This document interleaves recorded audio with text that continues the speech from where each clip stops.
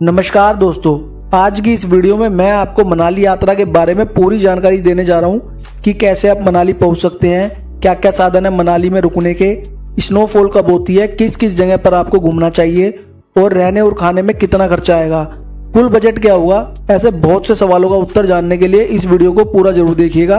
और ऐसे ही मज़ेदार और इन्फॉर्मेटिव वीडियो देखना चाहते हैं तो नीचे दिए गए लाल रंग के सब्सक्राइब बटन को दबाना ना भूलें। दोस्तों, अब बात कर लेते हैं कि मनाली पहुँचे कैसे।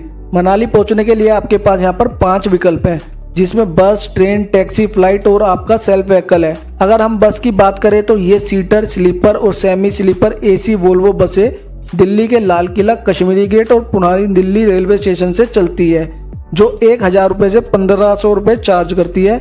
अधिकतर शाम को चलने वाली ये बसें आपको सुबह 10 बजे मनाली माल रोड पर उतार देती है। दोस्तों, इन्हीं सीटों को आप ऑनलाइन भी बुक कर सकते हैं। ऑनलाइन पे कभी कभी थर्ड पार्टी ऐप पर आपको देखने को मिलेगा कि वहाँ आपको अच्छी डीलें भी मिल जाती है और कभी कभी तो 550 से 600 रुपये में भी आपको सीट मिल जाती है, तो आप वहाँ भी ट्राई कर सकते हैं अगर आपको ऑफलाइन कहीं पे सीट नहीं मिल रही है। तो यहाँ मैं आपको एक बात और बताना चाहूँगा कि दिल्ली के कश्मीरी गेट से डेली बेसिस पर कुछ नॉन एसी बसें भी चलती हैं, जिनका किराया मात्र 500 से 700 रुपये होता है। अगर आपका बजट कम है या फिर सस्ते में आप मनाली घूमना चाहते हैं तो आप इन बसों को भी ट्राई कर सकते हैं। अब बात करते हैं ट्रेन की। आपको ट्रेन से मनाली पहुंचने के लिए चंडीगढ़, पठानकोट या फिर कालका स्टेशन पर उतरना होगा। इन 3 स्टेशनों से ही मनाली की दूरी लगभग सेम होती है, जिसका किराया दिल्ली से 180 से 200 रुपये तक होता है और 5 से 6 घंटे में ये आपको स्टेशन पर उतार देती है। स्टेशन के बाहर से ही आपको नॉन एसी, एसी बसें और टैक्सी का भी विकल्प मिल जाता है। एसी बसों की बात करें तो ये बसें आपसे 1000 रुपये से 1200 रुपये चार्ज करती है और 8 घंटे में ही आपको मनाली बस अड्डे पर ड्रॉप कर देती है। बीच में आपको लंच के लिए एक 30 मिनट का स्टॉप भी मिल जाता है। वहीं नॉन एसी बसों का किराया 600 से 700 रुपये होता है और यहाँ भी आपको लंच के लिए 30 मिनट का एक स्टॉप मिल जाता है। यहाँ आपको टैक्सी का भी ऑप्शन मिल जाता है दोस्तों, जो आपको 10 या 11 रुपये प्रति किलोमीटर के हिसाब से 8 घंटे में मनाली माल रोड पर ड्रॉप कर देती है। अब बात कर लेते हैं अपनी फ्लाइट की। आपको फ्लाइट से मनाली पहुंचने के लिए बुंतर में बने कुल्लू मनाली एयरपोर्ट पर उतरना होगा। यहाँ से मनाली की दूरी 50 किलोमीटर रह जाती है और इस दूरी को पूरा करने के लिए आपको यहाँ टैक्सी का ऑप्शन मिल जाता है, जो आपसे 4 सीटर के 1200 से 1500 रुपये और 7 सीटर के 2200 से 3000 रुपये चार्ज करते हैं। दोस्तों, दिल्ली से मनाली की दूरी 540 किलोमीटर की है और लगभग 12 से 13 घंटे में आप मनाली पहुंच जाते हो। अगर आप अपनी कार से मनाली आ रहे हैं तो रास्ते में आपको 5 टोल मिलते हैं, जिसका 1 साइडेड टैक्स आपको लगभग 350 रुपये देना होता है। इसके बाद आपको मनाली में एंट्री करने से पहले 200 रुपये एज अ ग्रीन टैक्स देने होते हैं। इसमें बाइक का कोई टोल नहीं होता और 100 रुपये आपको बाइक के ग्रीन टैक्स के तौर पर देने होते हैं। दोस्तों, अब बात करते हैं कि मनाली में स्टे कहाँ पर करें। वैसे तो यहाँ स्टे करने की बहुत सी जगह है, पर मैं आपको बेस्ट लोकेशन बताने जा रहा हूँ। इन लोकेशन पर आपको खाने के लिए वेज, नॉन वेज ढाबे, लिकर शॉप, एटीएम और शॉपिंग के लिए सुंदर बाजार भी मिल जाएंगे। पहले विकल्प में आप माल रोड पर स्टे कर सकते हैं। यहाँ आपको ऑफ सीजन में 1000 से 1200 रुपये में कमरे मिल जाते हैं और पीक सीजन में यही कमरे 3000 से 8000 तक हो जाते हैं। दूसरे विकल्प में आप मॉडल टाउन या फिर बुद्ध मोनेस्ट्री के पास स्टे कर सकते हैं। यहाँ आपको 500 से 700 रुपये में फुल फैसिलिटी रूम आसानी से मिल जाते हैं। दोस्तों, यहाँ मैं आपको एक सजेशन और देना चाहूँगा कि अगर आप पीक सीजन में यानी नवंबर से फरवरी के बीच में मनाली जाते हैं तो इन रूम्स का हीटर, गीजर और टॉयलेट चेक करना बिल्कुल भी ना भूलें। कई बार आपको ये होटल दिखा देते हैं, कमरे दिखा देते हैं और आप ऐसे ले लेते हैं बिना देखे और इनकी ढंग से चेकिंग नहीं करते, तो वहाँ पर आपको परेशानी का सामना करना पड़ सकता है। अब खाने की बात की जाए तो खाने के लिए यहाँ आपको 150 से 250 रुपये में चाइनीज़, गुजराती, साउथ इंडियन और ऐसी बहुत सी थालियाँ मिल जाती है। लोकल मार्केट में वेज और नॉन वेज ढाबे दोनों मिल जाते हैं।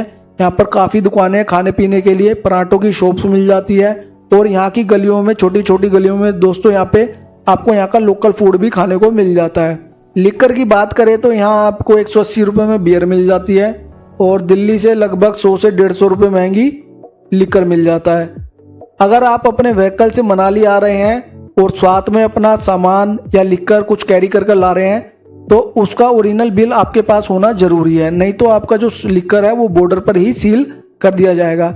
एक बात का और आपको यहाँ ध्यान रखना है कि मनाली एक स्मोक फ्री स्टेट है, यहाँ पर अगर आप खुले में सिगरेट वगैरह या हुक्का पीते हुए पकड़े गए तो उसका आपको 200 रुपये तक चालान देना होता है। रहने खाने पीने की पूरी बात होगी। अब जानते हैं कि हम यहाँ पर कहाँ कहाँ घूम सकते हैं और क्या क्या एक्टिविटीज कर सकते हैं। मनाली घूमने के लिए 3 दिन और 3 रातें इनफ होती है, जिसमें आप 2 दिन मनाली रुक सकते हैं और 1 दिन आप कसोल जा सकते हैं, मणिकरण गुरुद्वारा घूम सकते हैं। पहले दिन आप मनाली की लोकल साइट पर विजिट कर सकते हैं, जैसे कि वन विहार हो गया, आपका क्लब हाउस हो गया, आर्ट म्यूजियम हो गया, आपका बुद्ध मोनेस्ट्री होगी और हिडिंबा टेम्पल हो गया। ऐसी बहुत सी लोकल चीजें यहाँ पे जाके विजिट कर सकते हैं। इन सभी लोकेशन पर आप पैदल भी जा सकते हैं। मात्र 5 किलोमीटर के अंदर ये सब लोकेशंस हैं। अगर आप पैदल ट्रैवल नहीं करना चाहते तो यहाँ आपको टैक्सी का भी ऑप्शन मिल जाता है, जो आपसे 1000 से 1200 रुपये चार्ज करते हैं। मगर मैं आपको सजेशन दूंगा कि आप इसको पैदल ही विजिट करें, क्योंकि आप ये घूमते फिरते भी आप इसको विजिट कर सकते हैं और आप यहाँ की लोकल लाइफ को भी देख पाएंगे। माल रोड से लगभग 200 मीटर पर वन विहार नेचर पार्क स्थित है। पार्क में एंट्री के लिए आपको 20 रुपये एडल्ट के और 10 रुपये बच्चों के देने होते हैं। पार्क में आपको बच्चों के लिए बहुत सारे झूले देखने को मिल जाते हैं, जिनकी कोई टिकट नहीं देनी होती है आपको।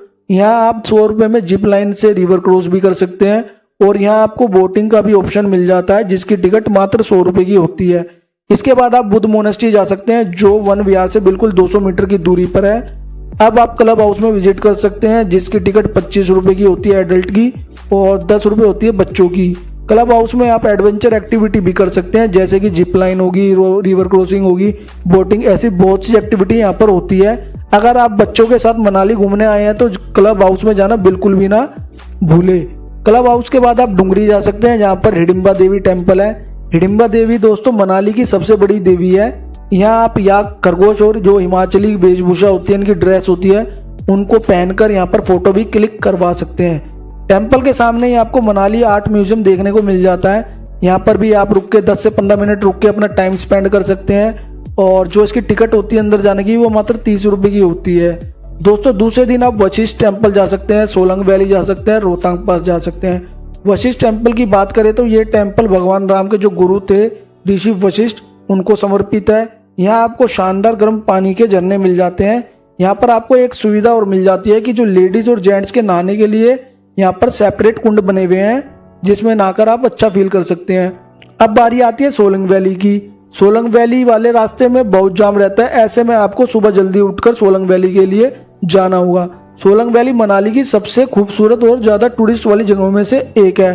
दूरी की बात करें तो सोलंग वैली माल रोड से 14 किलोमीटर की दूरी पर है। ऐसे में आपको सोलंग वैली तक पहुंचने के लिए टैक्सी, ऑटो रिक्शा और बस की सुविधा भी मिल जाती है। यहाँ पर आप बाइक और स्कूटी भी रेंट पर ले सकते हैं, जिसका रेंट 700 रुपये से 1000 रुपये पर डे के हिसाब से होता है। व्हीकल रेंट पर लेने से पहले आपके पास यहाँ पर लाइसेंस होना जरूरी है और व्हीकल में पेट्रोल इसमें आपको डलवाना पड़ता है।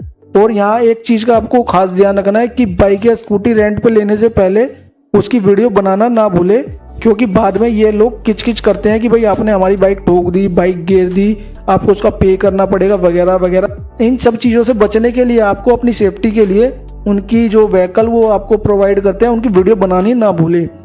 टैक्सी की बात करें तो टैक्सी वाले सोलंग वैली तक 2000 से 3000 रुपये चार्ज करते हैं और ये राउंडेड ट्रिप होती है और इस ट्रिप में आपको 4 से 5 घंटे लगते हैं। दोस्तों यहाँ मैं आपको एक बात और बताना चाहूँगा कि अगर आप बार्गेनिंग करने में माहिर हैं तो ये जगह आपके लिए बिल्कुल बेस्ट है। यहाँ खूब बार्गेनिंग होती है, तो आप यहाँ पर जितनी बार्गेनिंग कर सकते हैं, जितना रेट तोड़ सकते हैं उतना तोड़ो, ताकि आपका बजट का बैलेंस बना रहे। यहाँ आपको बस का भी ऑप्शन मिल जाता है। दोस्तों मनाली बस स्टैंड से सुबह 8 बजे के तकरीबन HRTC की इलेक्ट्रिक ऑर्डिनरी बसें चलती हैं, जो 30 रुपये में आपको सोलंग वैली पहुँचा देती है। यहाँ आपको एक बात का ध्यान रखना है कि सोलंग वैली घूमने के बाद आपको 4 बजे या फिर 4 बजे से पहले पहले बस स्टैंड पर पहुँच जाना है, ताकि आपकी बस मिस ना हो, क्योंकि इसके बाद आपको यहाँ पर बसें नहीं मिलने वाली। ऑटो की बात करें तो ऑटो आपको मनाली में हर जगह देखने को मिल जाते हैं, जिसमें ये आपसे 600 से 700 रुपये चार्ज करते हैं और आपको इसमें ये सोलंग वैली भी घुमा लाते हैं और प्लस में आपको वशिष्ठ टेम्पल भी घुमा लाते हैं। स्नो वैली पहुंचने के बाद आपको यहाँ स्नो ड्रेस लेनी होती है, जिसका किराया 200 रुपये का होता है और 50 रुपये अलग से जूते के देने होते हैं। अगर आप अपने व्हीकल से सोलंग वैली आ रहे हैं तो यहाँ पर आपको फ्री में पार्किंग की सुविधा मिल जाती है। यहाँ पे आपको रोड के किनारे ही गाड़ी लगानी होती है, क्योंकि यहाँ पे जितनी भी गाड़ी लगती है सब रोड के किनारे ही लगती है और इसकी आपको कोई पार्किंग नहीं देनी होती।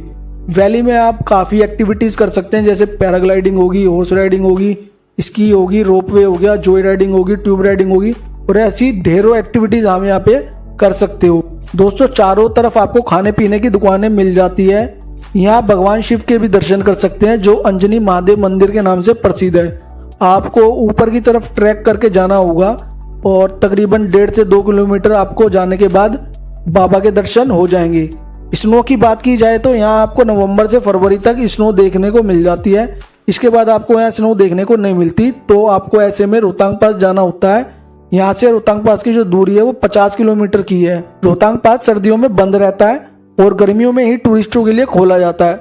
अगर आप अपनी गाड़ी से रोहतांग पास जा रहे हैं तो ऐसे में आपको यहाँ के एसडीएम ऑफिस या फिर ट्रेवल एजेंट से परमिट बनवाना पड़ता है। ये परमिट बस और कार के लिए 500 रुपये का बनता है और 100 रुपये आपको गुलाबा चेक पोस्ट पर देने होते हैं। दोस्तों अब बात करते हैं कि हमें मनाली कब जाना चाहिए। वैसे तो मनाली में 12 महीने टूरिस्ट आते हैं, पर नवंबर से फरवरी के बीच में मनाली अपने पीक पर होता है। इन्हीं महीनों में मनाली में सबसे ज़्यादा स्नोफॉल होती है, जिसे देखने के लिए टूरिस्ट भारी मात्रा में मनाली पहुंचते हैं। इसलिए इस समय मनाली थोड़ा महंगा हो जाता है। अगर आप गर्मियों में मनाली आते हैं तो आपको सोलंग वैली पर स्नो नहीं मिलने वाली। ऐसे में आपको स्नो देखने के लिए रोहतांग पास जाना पड़ता है।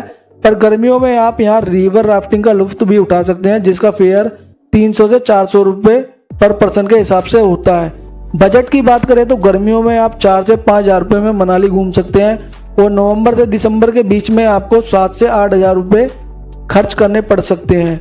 अगर आप ग्रुप में आते हैं और अपने व्हीकल लेकर आते हैं, अपने व्हीकल से ट्रैवल करते हैं, तो आप यहाँ पर 4 से 5 हज़ार रुपये में पीक सीजन में इंजॉय कर सकते हैं। दोस्तों मेरी दी गई जानकारी अगर आपको अच्छी लगी हो तो वीडियो को लाइक, सब्सक्राइब और शेयर करना बिल्कुल भी ना भूलें।